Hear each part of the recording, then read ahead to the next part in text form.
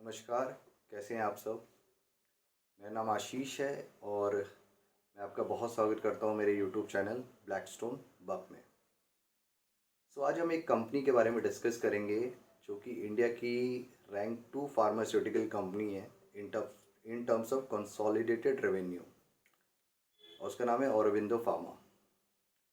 Aurobindo pharma basically एक generic medicine manufacturer है जिनका बिजनेस 155 कंट्रीज़ में है। Basically 90% of revenue comes from US and Europe. उनका बहुत छोटा सा एक पोर्शन है रेवेन्यू का जो इंडिया से आता है। बेसिकली ये जेनरिक मेडिसिन जो है, सस्ती मेडिसिन बना के यूएस और यूरोप में एक्सपोर्ट करते हैं और इनका जो 90% ऑफ रेवेन्यू है यूएस और यूरोप से ही आता है।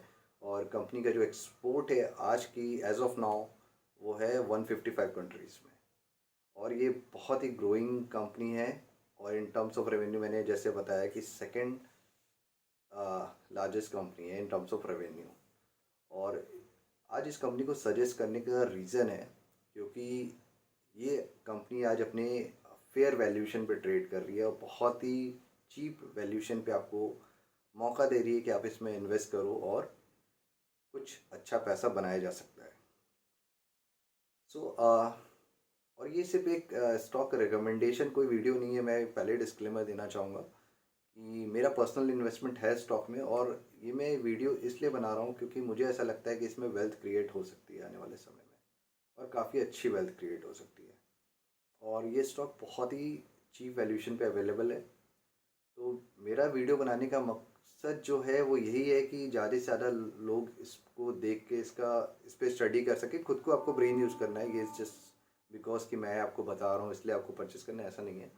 आपको अपना ब्रेन यूज़ करना है, आपको खुद की स्टडी करनी है। मैं आपको सिखा सकता हूँ कि कैसे चीज़ों को देखा जाता है, देखने किस वैल्यूएशन पे चीज़ों को परचेज़ करनी चाहिए। थोड़ा सा टेक्निकल होता है, अंडरस्टैंड, बट यहाँ पे मैं आपकी हेल्प कर सकता हूँ चीज़ों को समझाने में, चीज़ों को आपको दिखा सकता हूँ कि क्या अच्छा हो सकता है और क्यों ये कंपनी ग्रोइंग है और आपको क्यों इन्वेस्ट करना चाहिए। और इन्वेस्टिंग एक जर्नी होती है बेसिकली। अगर आप जितना जल्दी शुरू करें वो आप फाइनेंशियल फ्रीडम आप उतना जल्दी अचीव कर सकते हैं। और ये सबके लिए, अगर आप स्टूडेंट हैं तो आपको कुछ सीखना चाहिए और जितना जल्दी हो सके इन्वेस्टमेंट वाली की जर्नी आपको शुरू करनी चाहिए। आप बिजनेसमैन हैं तो भी आपको इन्वेस्टमेंट आपको करना ही चाहिए क्योंकि आपने देखा होगा जितने भी बड़े बिजनेसमैन हैं वो कभी भी एक बिजनेस में कन्फाइंड नहीं रहते। They invest in multiple businesses, they make a diverse portfolio. आप रिलायंस ले लो, टाटा ले लो, बिरला ले लो, कोई भी किसी भी बड़े बिजनेसमैन को आप देखो, उनका एक डाइवर्स पोर्टफोलियो होता है। एक जगह से अगर उनका बिजनेस हैम्पर होता है तो दूसरी जगह से वो रेवेन्यू जनरेट कर सकते हैं और वहाँ से उसको कवर कर सकते हैं। और थर्ड पर्सन जो होते हैं जो उनको बहुत ही ज़रूरी है इन्वेस्टिंग सीखना, वो है जॉब। क्योंकि मेरा मानना है कि पैसे दो तरीके से कमाए जा सकते हैं।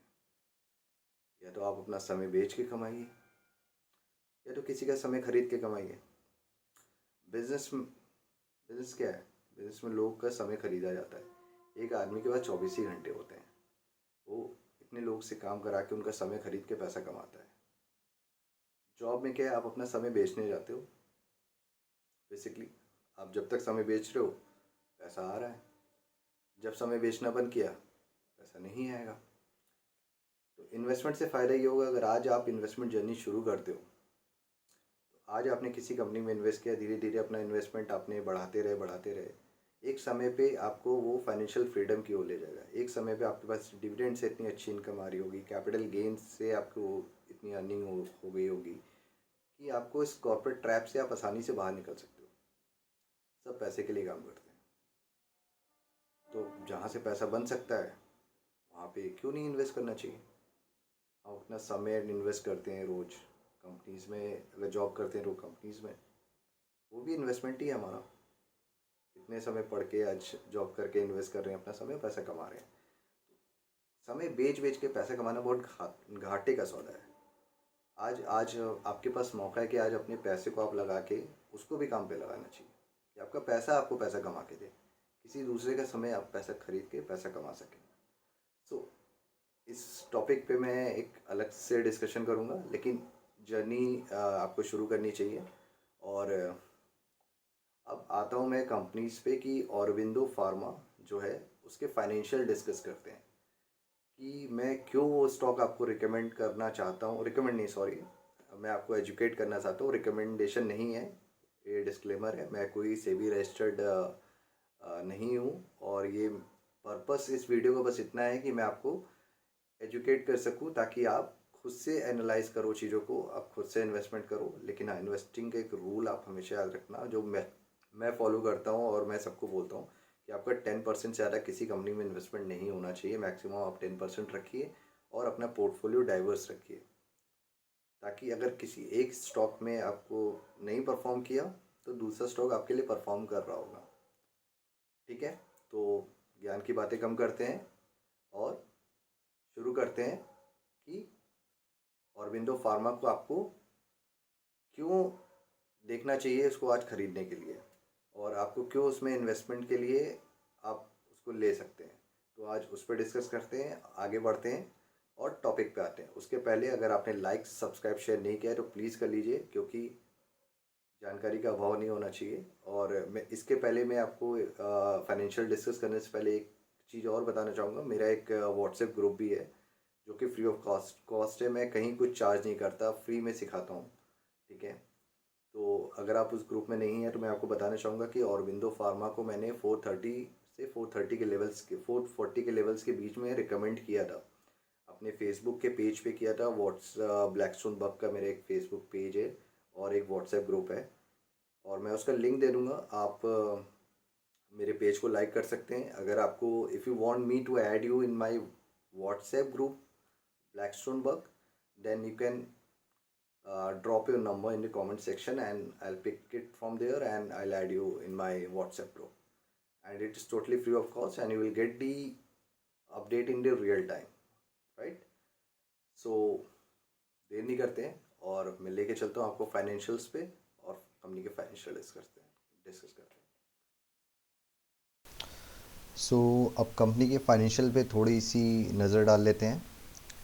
अभी जो कंपनी की करंट मार्केट प्राइस चल रही है आप देखोगे 469 रुपीज़ चल रही है, और जो कंपनी का करंट मार्केट कैप है वो है 27,495 करोड़।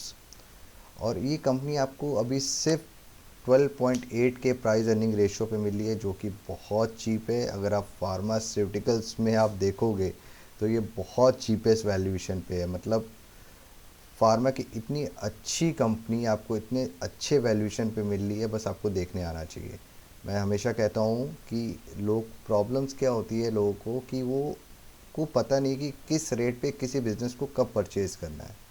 थोड़ा टेक्निकल होता है बताया, लेकिन यहाँ पे मैं आपकी हेल्प कर रहा हूँ इस वीडियो के थ्रू आपको समझाने में कि India second largest company in terms of revenue, आपको इतनी अच्छी कंपनी आपको 12.8 के पी रेशियो पे मिल रही है, जो कि अभी मार्केट इसको और प्राइस अर्निंग देगा जब इसकी बिज़नेस में थोड़ी सी और ग्रोथ आएगी। इस कंपनी के बारे में बता दूं मैं आपको कि इसके जो प्रोडक्ट्स इंजेक्टेबल बिज़नेस में सबसे बड़ा प्लेयर है ऑरबिंदो।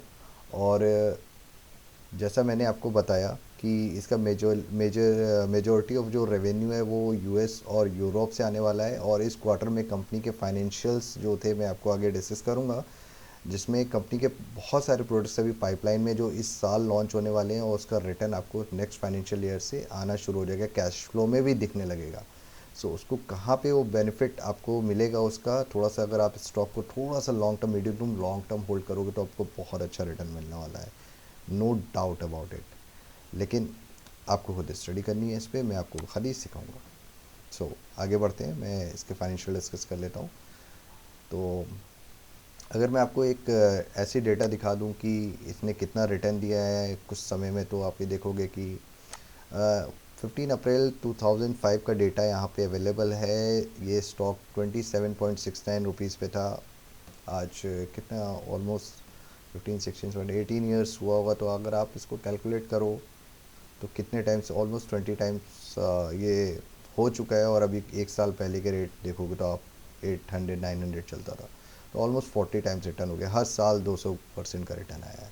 तो ये एक फ़ायदा होता है अगर आप लॉन्ग टर्म के लिए किसी इन्वेस्टमेंट में जाते हो, तो इतना रिटर्न कहीं नहीं मिलता है। 7 8% का जॉब में एनुअल इंक्रीमेंट होता है 5%, 6%, एफडी देता है 8% का इन्फ्लेशन है। तो आप खुद अंदाज़ा लगाओ। और बाकी मैं थोड़े से कंपनी के फाइनेंशियल डिस्कस कर लेता हूँ। कंपनी जो है अभी, अगर आप इसके प्रॉस देखोगे तो अभी के जो आप, मैंने आपको बताया अपने बुक वैल्यू के पास में ट्रेड कर रही है, तो इसमें बहुत अच्छा एंट्री पॉइंट है इसमें एंटर करने के लिए। और अगर आप यहाँ पे देखोगे, company has delivered a poor sales growth of 9.49% और 5 ईयर्स। तो हाँ, थोड़ा सा कह सकते हो कुछ समय के लिए कंपनी की ग्रोथ थोड़ी सी स्टैगनेंट हो गई थी, लेकिन अभी से फिर से ग्रोथ आना शुरू हो गई है। सो कंपनी का डिविडेंड पे आउट लो बता रहा है, 10.2% of profit over last 3 years. तो अगर मैं आपको अभी आगे दिखाऊंगा कि जो फार्मा सेक्टर की जो कंपनीज़ हैं वो डिविडेंड बेसिकली ना के बराबर ही देती हैं, आपको कुछ अच्छा डिविडेंड नहीं देती हैं। हाँ, लेकिन ग्रोथ प्रॉस्पेक्ट से आपकी कैपिटल गेन आपको अच्छा मिल जाता है इसमें। सो आगे आते हैं, मैं आपको इसमें दिखाता हूँ कि जो इंडिया की नंबर 1 जो फार्मास्यूटिकल कंपनी है वो सन फार्मा है। अब बहुत इंटरेस्टिंग फैक्ट मैं आपको यहाँ बताऊँगा। आपको इसमें नोटिस करने वाली बात क्या है, आप ये देखो।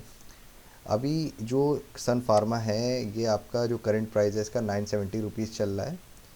प्राइस अर्निंग रेशियो आप देखो इसमें, कंपनी आपको कितना प्राइस अर्निंग रेशियो इसमें, मतलब आपको प्राइस पी रेशियो आपको दे रहा है मार्केट, वो दे रहा है 28.95, राइट। और अगर आप इसकी सेल देखोगे, जो क्वार्टरली इसने सेल्स थी इसकी, वो थी 11,240 करोड़ रुपीज़। अब 11,240 करोड़ की क्वार्टरली सेल्स है इसकी। और कंपनी का अगर आप इसमें मार्केट कैपिटल देखोगे तो कंपनी की जो मार्केट कैपिटल है वो है 2,32,855 करोड़। अब मैं अरविंदो फार्मा पे आता हूँ। इसकी आप क्वार्टरली सेल्स देखोगे, जो अभी रिसेंट दिसंबर की क्वार्टर की है, वो है 6,407 करोड़, जो कि इसके हाफ से ज़्यादा है, राइट। अब आप इसके मार्केट कैपिटल देखो, इसकी मार्केट कैपिटल जो है वो है 27,495 करोड़। जस्ट इमेजिन, अगर कोई कंपनी, अगर अगर आप इससे कंपेयर करोगे, जो मार्केट इसको एक थोड़ी प्रिविलेज दे रहा है, तो उस कंपैरिजन से इसकी वैल्यू कम से कम 1 लाख करोड़ के आसपास होनी चाहिए मार्केट कैपिटल, जो कि नहीं है। मैं कहता हूँ अगर इतना नहीं भी है तो कम से कम यहाँ से डबल तो होना चाहिए ग्रोथ मिनिमम। 50,000 मार्केट कैप तो इसकी होनी ही चाहिए। मेरे हिसाब से इसका रेट 8 से 900 एक फेयर वैल्यू है, जो कि होना ही चाहिए, और मार्केट इसको वो आ, देगा आने वाले समय में। क्योंकि अभी के क्वार्टर में मैंने कंपनी के कॉन कॉल मैंने देखी, कंपनी के जो प्रमोटर्स थे उनकी बॉडी लैंग्वेज बहुत पॉजिटिव थी। कंपनी का मानना है कि उनके इंजेक्टेबल बिजनेस में डबल डिजिट ग्रोथ होगी, वो भी क्वार्टरली वाइज। और कंपनी के बहुत सारे प्रोडक्ट्स हैं जो अभी पाइपलाइन में हैं, जो कि लॉन्च होने हैं इस ईयर में, आपको वो लॉन्च होते हुए दिखेंगे। और उसका जो इफ़ेक्ट है वो कैश फ्लो में आपको नेक्स्ट ईयर से दिखने लगेगा। आपको बस इतना करना है कि इस अगर आप इस कंपनी में इन्वेस्ट कर रहे हो तो आपको पेशेंटली होल्ड करना है, पेशेंस आपको रखना है। आप, ऐसा कभी नहीं होता स्टॉक मार्केट में कि आप आओगे और एक झटके में एक दिन में आप पैसा बनेगा। एक जर्नी है, और उसके थ्रू अगर आप पेशेंटली इन्वेस्ट करते हो, और एक कॉन्सेप्ट है जो buy right and sit tight, एक अच्छी कंपनी में इन्वेस्ट करो और आराम से बैठो जब तक आपको रिटर्न ना आए। अब मैं थोड़े से इसके फाइनेंशियल डिस्कस करता हूँ। दिसंबर क्वार्टर में जो इस कंपनी की सेल थी वो थी 5,895 करोड़, और मार्च के क्वार्टर में ये हो गई थी 6,158 करोड़। जून में थोड़ी स्टैगनेंट ही फ्लैट ग्रोथ थी। सितंबर में इनका बिज़नेस सेल्स थोड़ी अच्छी थी। आप यहाँ पे देखोगे तो यहाँ थोड़ा सा स्टैगनेंट ग्रोथ रही है मार्च तक, यहाँ तक 21 तक। और जून में थोड़ी कम हो गई थी, जिसकी वजह से इसका जो इफेक्ट है उसके शेयर्स प्राइस पे आपने देखा है कि 800-900 के लेवल से थोड़ा सा नीचे आ गया है, थोड़ा सा क्या हाफ ही हो गया है। सो जून 2021 में भी अगर आप देखोगे तो फ्लैट ग्रोथ थी, दिसंबर में भी फ्लैट थी ऑलमोस्ट, थोड़ा सा ऊपर नीचे। जून 2022 में भी ऑलमोस्ट फ्लैट ग्रोथ थी, कोई ग्रोथ नहीं दिखाई कंपनी ने यहाँ पे। सेम सेल्स फिगर्स में, इसीलिए स्टॉक का रेट भी यहाँ पे नीचे आया। लेकिन अब जून में देखोगे, जून क्वार्टर में तो भी ऑलमोस्ट फ्लैट ही थी अगर मैं कंपेयर करूँ जून 21 से। तो यहाँ पे इस क्वार्टर में ग्रोथ आई थी। आप देखोगे थोड़ा सा यहाँ पे आपको ग्रोथ मिलेगी, 5702 करोड़ का यहाँ पे सेल्स थी, यहाँ पे आपको बढ़ती हुई दिखेगी। सितंबर 2022 में यहाँ फिर फ्लैट हो गया था, आपको फ्लैट ग्रोथ दिखेगी अगर आप कंपेयर करोगे 2001 के क्वार्टर से। दिसंबर का जो क्वार्टर है ये बहुत अच्छा क्वार्टर रहा है कंपनी के लिए। अभी जो इसके रिज़ल्ट्स आए हैं, बहुत अच्छी ग्रोथ दिखी यूएस के बिज़नेस में, और इनके जो प्रोडक्ट्स पाइपलाइन में, इससे एक्सपेक्टेड है कि नेक्स्ट ईयर तक ये आपको ग्रोथ 7000 करोड़ तक दिखेगी। और बात कर लेते हैं कंपनी के प्रॉफिटेबिलिटी की। तो आप देखोगे कि यहाँ पे कंपनी के प्रॉफिट लगातार अच्छे आ रहे थे, और यहाँ पे जो आपको एक्सेप्शनल ग्रोथ दिखेगी, तो मैं आपको वो बता दूं कि ये जो आपको एक्सेप्शनल ग्रोथ दिख रही है, ये बेसिकली एक एक्सेप्शनल आइटम से उनकी जो अर्निंग हुई थी वहाँ से। मैं आपको दिखाता हूँ ये चीज़, यहाँ पे आप देखोगे एक्सेप्शनल आइटम्स, ठीक है। तो यहाँ पे उनकी एक एक्स्ट्रा ऑर्डिनरी ग्रोथ थी, इसलिए यहाँ पे उनका बहुत दिसंबर में आपने देखा होगा जो कोरोना के समय में बहुत ज़्यादा डिमांड हो गई थी मेडिसिन्स की, तो उस समय कंपनी का एक्सपोर्ट बहुत अच्छा हुआ था, और फार्मा सेक्टर की जो कंपनीज है काफ़ी ग्रो की थी, इसलिए यहाँ पे एक्सेप्शनल ग्रोथ दिख रही है। और बाकी आप क्वार्टर में देखोगे तो फ्लैट ग्रोथ रही है। आप यहाँ वाले क्वार्टर में अगर आप कंपेयर करोगे, आप बोलोगे कि जून मार्च वाले के लास्ट, सॉरी, दिसंबर के क्वार्टर में 604 करोड़ का प्रॉफिट था। इस समय कंपनी ने 491 करोड़ का ही प्रॉफिट किया है। ऑल्दो प्रॉफिट कम हुआ है, आई एग्री, बट अगर आप यहाँ पे दिसंबर के क्वार्टर में आप देखोगे सेल्स में 400 करोड़ का इन्होंने ज़्यादा सेल्स किए। यूएस में पेनिट्रेट कर रहे हैं ये। और जो इनका प्रॉफिट कम होने का रीज़न है वो क्योंकि वहाँ पे इनके एक्सपेंस बढ़े हैं। अगर आप यहाँ पे देखोगे दिसंबर का अगर आप देखोगे तो यहाँ पे उनके जो एक्सपेंस है 4993 करोड़ थे, उसके कंपैरिजन में कंपनी के एक्सपेंस बढ़े हैं। कंपनी ने R&D पे थोड़ा ज़्यादा खर्च किया है इस बार। और जैसा कि मैंने बोला कि इनकी एक फैक्ट्रीज़ भी है जो ये मार्च 2023 तक कंप्लीट हो जाएगी, और वहाँ से प्रोडक्शन स्टार्ट हो जाएगा। तो यह आपको एक्सपेंस कम होते हुए दिखेंगे और इनकी सेल्स बढ़ती हुई दिखेगी, क्योंकि बहुत सारे प्रोडक्ट्स इनके पाइपलाइन में हैं, और ये यूएस में पेनिट्रेट कर अभी आने वाले साल 2 साल में बहुत अच्छा इनका बिजनेस रहने वाला है, डबल डिजिट में ग्रोथ रहने वाली है। तो आप कह सकते हो कि ये सेल्स आपको 7000 करोड़ तक दिखेगी, और कंपनी के एक्सपेंस होंगे तो यहाँ प्रॉफिट इंक्रीज होके आएगा। और जब प्रॉफिट इंक्रीज होके आएगा तो अर्निंग पर शेयर कंपनी का बढ़ जाएगा, और जब अर्निंग पर शेयर बढ़ेगा तो पी रेशियो कम हो जाएगा, और वहाँ पे कंपनी इसको प्राइस मार्केट इसको प्रिविलेज देगा, और ये मेरे ख्याल से 700 तक बहुत आराम से जा सकता है। अब थोड़ा सा यहाँ पे हम डिस्कस कर लेते हैं कंपनी का। अगर मैं आपको ग्रोथ दिखाऊं लास्ट 10 ईयर्स की, तो लास्ट 10 ईयर्स में आप यहाँ पे देख सकते हो कंपनी की सेल्स सिर्फ 4368 करोड़ हुआ करती थी 2001 में। ये कंपनी कैसे ग्रो की है, इसकी क्या जर्नी रही है, आप यहाँ से खाली एक अंदाज़ा लगा सकते हो। 2002 में इसकी जो ग्रोथ थी वो 4615 करोड़ थी। 2013 में 5842 करोड़ थी। 2014 में 8089 करोड़ थी। 2015 में 12103 करोड़ है। मार्च 2016 में 13772 crore. Look at the growth, unbelievable, means 2017 14910 crores, 2018 16463 crores, March 2019 19564 crores, 2000 March 2020 23099 crores, March 2021 24775 crores, March 2022 23,455 crore. यहाँ पे थोड़ा आपको स्टैगनेंट दिखेगी, लेकिन यहाँ से देखो इंक्रीज़ होना शुरू हो गई, और आने वाले 1 साल में जब इनके प्रोडक्ट्स लॉन्च होंगे तो ये यहाँ से सेल्स और जंप करेगी। ये बहुत ही अच्छी कंपनी है, बहुत ग्रोइंग है, और अगर किसी ने 2001 में इन्वेस्ट किया होगा तो उसका बहुत वेल्थ क्रिएट हुई है। इतना पैसा कहीं नहीं बना है। अगर आप मैं आपको इसीलिए बोलता हूँ कि इन्वेस्टमेंट आपको फाइनेंशियल फ्रीडम तक ले जा सकता है। वो देखो आप यहाँ पे, अगर आप सपोज़ करो जॉब कर रहे हो, समय बेच के पैसा कमा रहे हो, तो आप इतनी ग्रोथ आपको मिली है।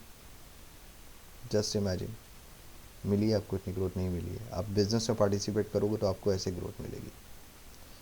तो बिज़नेस में पार्टिसिपेट करना बहुत, सब कोई बिज़नेस नहीं कर सकता, मैं भी बिज़नेस नहीं कर सकता, तो मैं जो अच्छा बिज़नेस कर रहा है उसको अपने पैसे दे देता हूँ कि भाई आप करो, रिटर्न का समय आएगा तो हम ले लेंगे। लेकिन सही बिज़नेस को सही वैल्यूएशन पे परचेज़ करना, ये बस थोड़ा सा आपको पता होना चाहिए कि किस बिज़नेस को आपको किस वैल्यूएशन पे परचेज़ करना है। कंपनी का नेट प्रॉफिट आप यहाँ देखो ईयरली वाइज, कंपनी साल में 563 करोड़ का बिज़नेस करती थी। एक बार अभी तक के रिकॉर्ड में कंपनी ने एक बार लॉस किया है, वो भी मार्च के क्वार्टर में यहाँ पे लॉस हुआ था कंपनी को। उसके बाद आप देखो 2091 करोड़ प्रॉफिट, 1169 करोड़ का प्रॉफिट, 1571 करोड़ प्रॉफिट, 2024 2301 करोड़ का प्रॉफिट, 2423 करोड़ का प्रॉफिट, 2364 करोड़ का प्रॉफिट, 2844 करोड़ का प्रॉफिट। ये एक्सेप्शनल यहाँ पे आइटम्स के थ्रू ग्रोथ आई थी, मैंने आपको बता दिया, तो इसको हम कंसिडर नहीं करेंगे। ग्रोथ ऑब्वियसली अच्छी थी, कंपनी की बुक वैल्यू इंक्रीज़ हुई और यहाँ पे 91 का ईपीएस था। अब अर्निंग पर शेयर आपको मैं बता दूं क्या है। अर्निंग पर शेयर बेसिकली आपको बताता है कि अगर आप कंपनी में 100 रुपये अगर इन्वेस्ट कर रहे हो तो आपको कंपनी कितना कमा के दे रही है। अगर सपोज़ अगर आप ऑरबिंदो में 469 रुपीज़ लगा रहे हो तो आपको यहाँ से पता लग रहा है कंपनी 40 से 50 रुपये के बीच में आपको कमा के दे रही है। इतना कंपनी आप बिज़नेस कर रही है, अपने शेयर होल्डर्स के लिए पैसा कमा रही है। प्रमोटर्स के स्टेक 51% है। बाकी इसमें आप देखोगे, मैं आपको नीचे दिखाता हूँ कि इसमें किस किस कंपनीज डोमेस्टिक इंस्टीट्यूशनल इन्वेस्टर्स का कितना पैसा लगा हुआ है और कितना डीआईज ने इन्वेस्ट किया, डोमेस्टिक इंस्टीट्यूशनल इन्वेस्टर, और एफआईज ने, फॉरेन इंस्टीट्यूशनल इन्वेस्टर्स ने। तो यहाँ पे आप देख सकते हो प्रमोटर्स का जो होल्डिंग रही है वो मार्च 2020 में 52% थी। यहाँ पे भी सेम थी, ऑलमोस्ट सेम रही है। आप यहाँ तक देखोगे तो थोड़ा बहुत ऊपर नीचे है, माइनर सा चेंज। जैसे कभी कंपनी क्या करती है कि अपने शेयर्स को प्लेज कर देती है या मार्केट में थोड़ा सा सेल कर देती है, जिसकी वजह से यहाँ पे उनकी होल्डिंग्स कम हो जाती हैं, सेल कर देती है। तो बहुत माइनर सा डिफरेंस है। तो बेसिकली कंपनी ने अपना जो 51% है मेजॉरिटी ऑफ स्टेक मेंटेन कर रखा है एज अ प्रमोटर। सो इनके प्रमोटर के बारे में आप देखोगे तो ये आप यहाँ पे देख सकते हो, RPS sons advisors private limited. इनके पास 33% की होल्डिंग है, जो कि ऑलमोस्ट लगातार सेम ही रही है, कोई डिफरेंस नहीं आया है। और ये कंपनी के बेसिकली प्रमोटर्स हैं। आप इनके बारे में ये यहाँ पे देख सकते हो कि कितना स्टेक उनका रहा है। और बात कर लेते हैं अब फॉरेन इंस्टीट्यूशनल इन्वेस्टर की, उनका कितना स्टेक है कंपनीज़ में। तो 22% का स्टेक था 20 में, सेम था यहाँ पे भी। यहाँ पे थोड़ा सा उन्होंने बढ़ाया था, यहाँ पे देखोगे यहाँ पे इंक्रीज़ हुआ था, सेम रहा, थोड़ा सा यहाँ पे डिक्रीज़ किया। तो एफआईज क्या करते हैं, कभी स्टेक 1-2% बेच देते हैं मार्केट में जब रेट्स थोड़े ऊपर होते हैं या कंपनी का बिजनेस उतना अच्छा परफॉर्म नहीं कर रहा होता, तो अपनी होल्डिंग रिड्यूस कर लेते हैं। और जब वो देखते हैं कि कंपनी में वापस से ग्रोथ आ रही है तो वो अपनी फिर से होल्डिंग्स बढ़ाने लगते हैं। सेम आप यहाँ पे देखोगे तो डोमेस्टिक इंस्टीट्यूशनल इन्वेस्टर बेसिकली जो अपने म्यूचुअल फंड्स में आप इन्वेस्ट करते हो, वो कंपनीज़ होती हैं, वो डोमेस्टिक इंस्टीट्यूशनल इन्वेस्टर्स होती हैं। वो इन्वेस्ट करती हैं कंपनीज़ में, आपका पैसा घूम फिर के मार्केट में ही आता है। बस फ़र्क इतना होता है कि आप उसको इन्वेस्ट नहीं कर रहे हो, तो कोई फंड मैनेजर होता है जो आपके पैसे को रिस्पॉन्सिबली इन्वेस्ट कर रहा होता है, जिसमें आपको एक लॉन्ग टर्म में 15% की 20% की ग्रोथ मिल जाती है। आप इन्फ्लेशन को बीट कर देते हो बेसिकली, लेकिन उसका प्राइस आप वहाँ पे भी करते हो। वो भी एक अलग सब्जेक्ट है, अलग वीडियो में डिस्कस करेंगे। 12.56 का डोमेस्टिक डीआईज का स्टेक रहा है, यहाँ पे भी सेम रहा है। यहाँ पे थोड़ा सा उन्होंने बढ़ाया था, फिर यहाँ पे कम किया, फिर यहाँ थोड़ा सा बढ़ाया, फिर यहाँ बढ़ाया, यहाँ पे भी बढ़ाया उन्होंने स्टेक, यहाँ पे इस क्वार्टर में बढ़ाया। मार्च 2022 के क्या क्वार्टर जो रहा है, यहाँ पे सबसे ज़्यादा होल्डिंग्स थी डीआईज की यहाँ पे। लेकिन थोड़ा सा वहाँ पे लास्ट तक यहाँ पे उन्होंने रिड्यूस कर दिया। लेकिन आप यहाँ पे देखोगे कि अगर उन्होंने 17.47 से जो रिड्यूस किया 14.90 पे, वो यहाँ पे एफआईज ने उस स्टेक को परचेज कर लिया। और रिटेल इन्वेस्टर्स का जो स्टेक है वो कम हुआ है इस बिज़नेस में, क्योंकि इनका स्टेक जो है बेसिकली आप देखोगे तो डीआईज जो हैं उन्होंने परचेज़ कर लिया है यहाँ पे। तो रिटेल इन्वेस्टर्स का 10.96% स्टेक है। दिसंबर क्वार्टर जो अभी गया है उस क्वार्टर में जो भी डेटा था, तो उसके हिसाब से 10.96% का पब्लिक का स्टेक है। तो कहने का मतलब ये है कि ये जो कंपनी है, it is one of the finest company in pharmaceutical industry. और मैं आपको जो अभी पर्पस था इस वीडियो का, थोड़ा सा आपको दिखाना था कि कंपनी के फाइनेंशियल्स कैसे हैं, ग्रोथ कैसी रह सकती है। तो कंपनी के फाइनेंशियल बहुत अच्छे हैं, कंपनी की जो फाइनेंशियल कंडीशन है वो बहुत अच्छी है। तो आप इसको थोड़ा सा और अपने हिसाब से आप स्टडी करो कि आप कितनी आपकी रिस्क एपेटाइट है, आप कितना इन्वेस्ट कर सकते हो। और डिस्क्लेमर ये है कि मैं आपको सजेस्ट नहीं कर रहा हूँ, आपका अपना खुद का डिसीजन होगा इन्वेस्टमेंट का। तो फिर रिस्क आपको होल्ड करना, प्रॉफिट आपको होगा। मेरा काम है आपको सिखाना, मैं आपको सिखा रहा हूँ। Sharing is caring, right? Sharing my thought on this stock with you all. And जैसे मैंने कहा कि अगर आपको मेरे ब्लैकस्टोन पेज का मैं लिंक आपको शेयर कर दूंगा, आप उसके थ्रू लाइक कर सकते हो। और अगर आपको रियल टाइम अपडेट चाहिए, क्योंकि वीडियोस कभी कभी डिले हो जाएगा, टाइम पे नहीं आ पाएगा, लेकिन अगर अपॉर्चुनिटी है कोई तो जानकारी का अभाव नहीं होना चाहिए। आपको रियल टाइम में अपडेट्स मैं दे दिया करूँगा किस स्टॉक में बाय करना है। और कोशिश करूँगा कि आपको और सारे वीडियोस मैं लेके आऊँ और स्टॉक्स के, जिसमें आप उसको सीख के उसका फ़ायदा थोड़ा सा उठा सको। सो आगे मैं आपके लिए और वीडियोस लाता रहूँगा। तो अभी के लिए लाइक, सब्सक्राइब एंड शेयर। और आपका प्यार मिलेगा तो और वीडियोस लेके आता रहूँगा, आपको सिखाता रहूँगा। और आपको मेरे अगर व्हाट्सएप ग्रुप में ऐड होना है तो आप बस नंबर ड्रॉप कर देना, I will pick it from there and I will add you in my WhatsApp group, right? So till then take care. मिलते हैं आपसे नेक्स्ट वीडियो में एक नए स्टॉक के साथ, एक नई कंपनीज के साथ। और आपकी इस फाइनेंशियल जर्नी में मैं आपके साथ रहूँगा और आपके फाइनेंशियल फ्रीडम को अचीव करने में आपकी हेल्प करूँगा। और मुझे खुद भी करना है, तो मिल के बढ़ेंगे आगे। So till then take care, bye bye. जल्दी मिलेंगे नेक्स्ट वीडियो में। और जाने से पहले लाइक, सब्सक्राइब एंड शेयर करना मत भूलिएगा, क्योंकि नेक्स्ट वीडियो आ जाएगी और आप तक पहुंच जाएगी। बेल का एक जो बटन है वो दबा दीजिएगा। चलिए आपसे विदा लेता हूँ, नेक्स्ट वीडियो में मिलते हैं। Bye bye.